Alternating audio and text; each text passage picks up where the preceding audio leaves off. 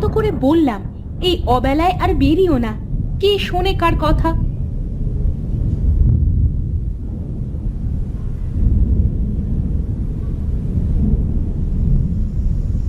কি গো বউ, তুমি এভাবে বাইরে দাঁড়িয়ে আছো কেন?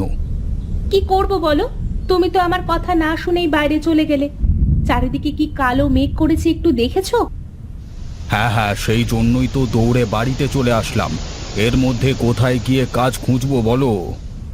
চলো ঘরের ভিতরে চলো, যা জোরে বাতাস বইতে শুরু করেছে তাতে তো মনে হচ্ছে ঘর বাড়ি সব উড়িয়ে নিয়ে যাবে।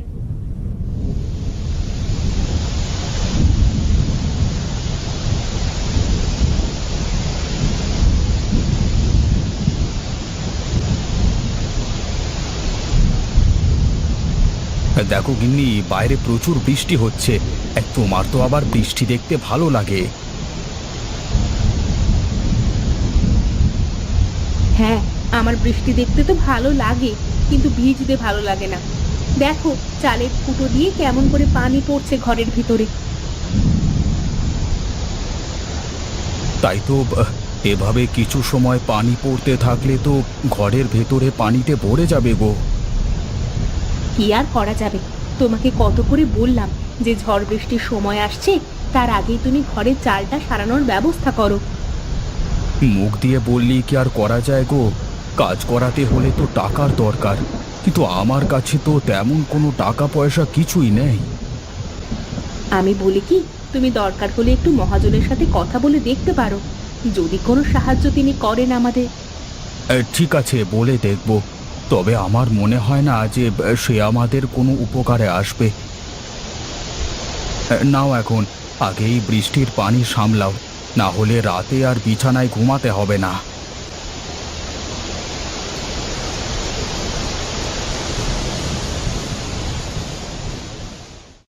দেখো দেখো, আমাদের কি সর্বনাশ হলো দেখো।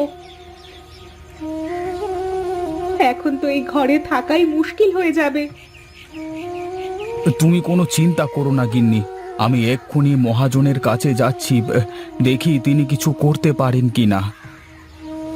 ওগো, মহাজনের কথা শুনে যাই বলুক না কেন, তুমি শুধু কোনো রকমে ঘরটা সারানোর পয়সা জোগাড় করো। তুমি তো জানো না গিন্নি, মহাজন মানুষটা খুব একটা সুবিধের না। কি দিয়ে কি চেয়ে বসে কে জানে। আগে গিয়ে তো দেখো কি বলে, তারপর না হয় ভেবে দেখবে। বাবু, আমাকে আর কটা দিন সময় দেন, আমি আপনার সব পাওনা বুঝিয়ে দেব। আর কত সময় দেব তোকে বলতো একটু?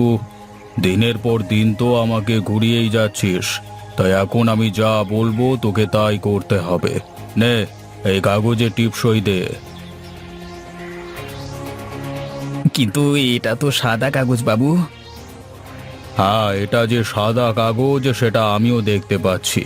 তুই যদি এখানে একটা টিপসই দিস তাহলে এখান থেকে যেতে পারবি, তা না করলে আমার লোকজন তোকে ধরে বেঁধে রাখবে।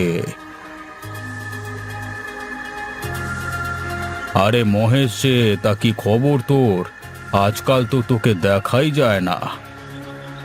আসলে বাবু, গরিব মানুষ, কাজ কাম করে খাই, তাই তো এখন আর ওভাবে আসা হয় না।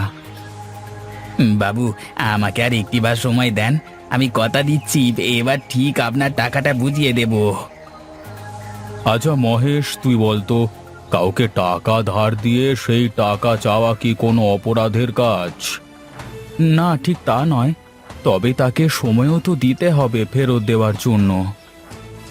শোন বিনোদ, তোকে আর 2 দিন সময় দিলাম, এর মধ্যে টাকা দিবি, তা না হলে আমার লোকজন তোকে তোর বাড়ি থেকে বের করে দেবে, এই বলে দিলাম।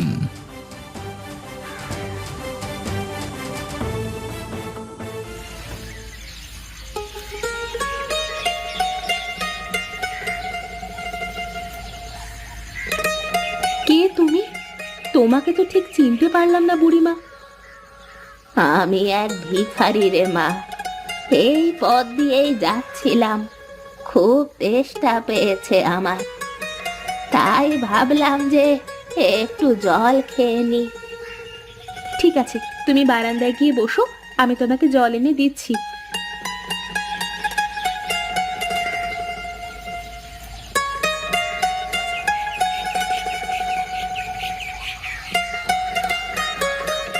হে কি, এ তো দেখি জলের সাথে খাবারও এনেছিস রে মা। তোমার মুখটা দেখে মনে হচ্ছে তুমি খুব ক্ষুধার্ত, আর খালি পেটে পানি খেলে তো তুমি অসুস্থ হয়ে পড়বে।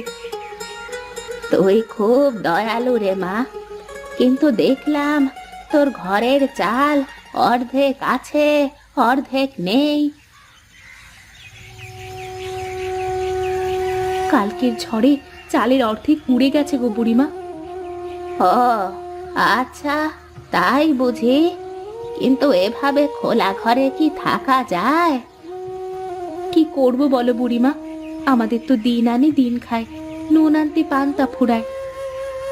চিন্তা করিস নে রে মা, সব ঠিক হয়ে যাবে।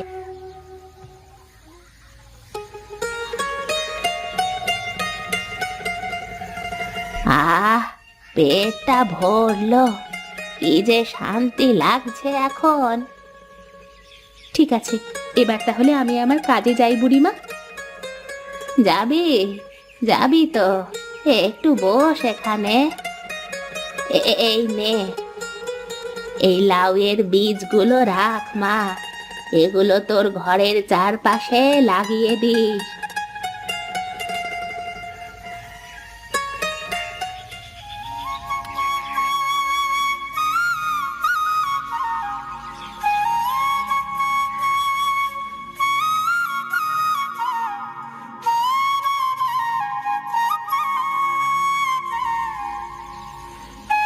ও হরি কাকা, তুমি এখানে এভাবে বসে আছো কেন?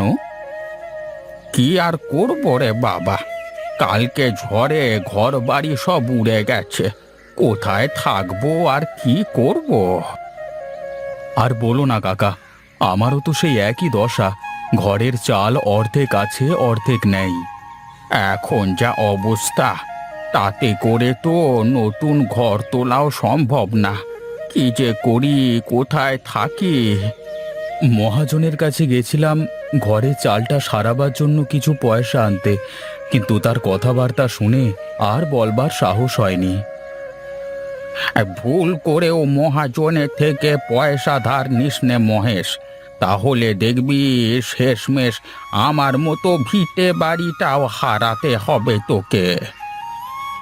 হ্যাঁ কাকা, মহাজনকে তো আমি খুব ভালো করেই চিনি, সেই জন্যই তো তার ফাঁদে পা না দিয়ে চলে আসলাম, কিন্তু ভাবছি কি করে ঘরে চালাটা সারবো।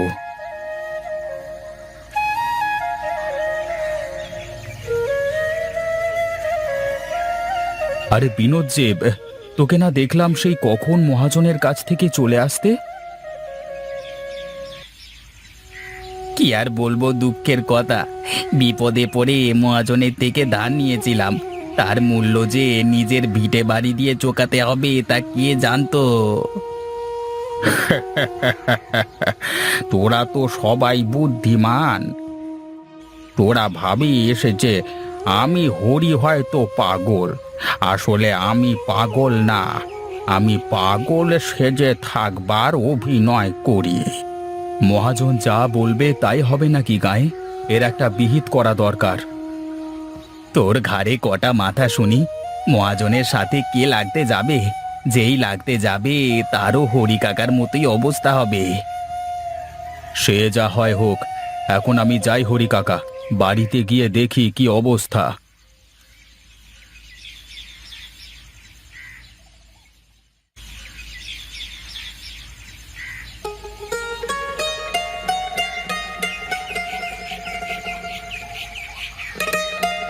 কি গো, তোমার আসতে এত দেরি হলো কেন? কোনো উপায় কি পেলে? না গো, কিছুই তো করতে পারলাম না, মহাজন বেটা বড্ড পাজি। তাহলে কি হবে এখন? এই ভাঙা চালের ঘরে কি করে থাকা যাবে? একটু বৃষ্টি আসলেই তো ভিজে পুড়ে শেষ হতে হবে। কি করব বলো, আমার তো আর কোনো মুরদ নেই যে তাই করে দেখাবো তোমাকে। একটা কাজ তো করতে পারো, যে কোনো ভাবে এই বাসা ছেড়ে দিতে তো পারো। এটা ভালো বলেছো, কিন্তু তবে আজ তো আর করা সম্ভব হবে না, দেখি কালকে সকালে উঠেই আগে এটার পেছনে লাগবো। ঠিক আছে, তাহলে আজকের মতো এই ভাঙা চালের নিচেই শুয়ে থাকতে হবে, বৃষ্টি না নামলেই হয়। তাড়াতাড়ি রান্না শেষ করো, আমার খুব খিদে পেয়েছে গিন্নি। তুমি যাও, গোসল সেরে এসো, আমি তোমার জন্য খাবার বেড়ে রাখছি।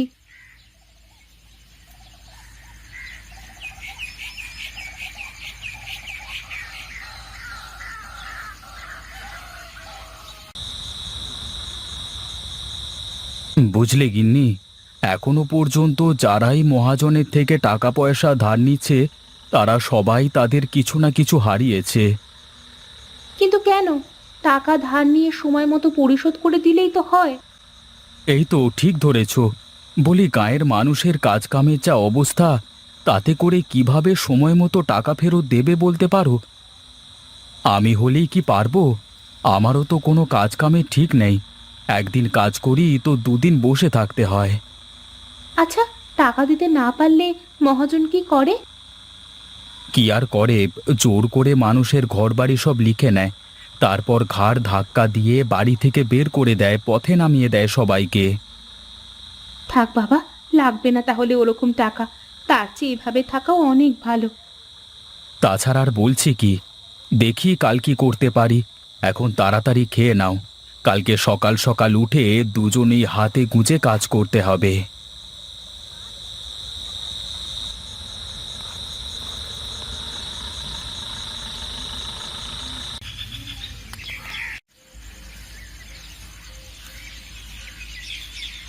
ওগো, ওঠো, সকাল হয়ে গেছে, অনেক কাজ করতে হবে আজ।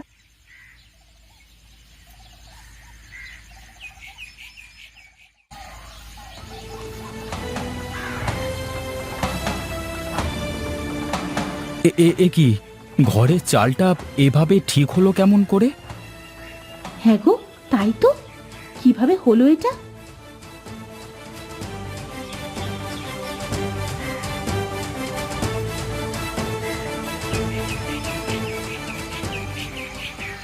মনে হচ্ছে ঘরের চাল একদম ঠিক হয়ে গেছে। এ কি গিন্নি, এ তো দেখি চারপাশে লাউ গাছের পাতায় এমন চাল হয়ে গেছে, কিন্তু কিভাবে কি হলো? আমার তো বিশ্বাসই হচ্ছে না গো। কিন্তু যাই বলো, একদিক দিয়ে ভালোই হয়েছে। সেটা না হয় হলো, কিন্তু এই লাউ গাছ আসলো কোথা থেকে? তার মানে গিন্নি, বুড়িমা আসলে কোনো মানুষ ছিল না, হয়তো কোনো জাদুকর হবে। সে যা হয় হবে, কিন্তু সে তো খুশি হয়ে আমাকে এই লাউয়ের বীজ উপহার দিয়েছে। দেখো, ঘরটা এখন কত সুন্দর দেখা যাচ্ছে। হ্যাঁ, এখন গাঁয়ের সব লোকজন যখন জানবে যে লাউয়ের পাতা দিয়ে ঘর হয়েছে, তখন তারা তো দেখতে আসবে। আর কেউ কিছু শোধালে তখন কি বলবে? ওসব তুমি আমার উপর ছেড়ে দাও, তোমার ভাবা লাগবে না। এবার থেকে তুমি শুধু দেখো আমার খেল। এতদিন তো মহাজন সবাইকে বোকা বানিয়েছে, এখন এই বাড়ি দেখিয়ে আমিও মহাজনকে বোকা বানাবো।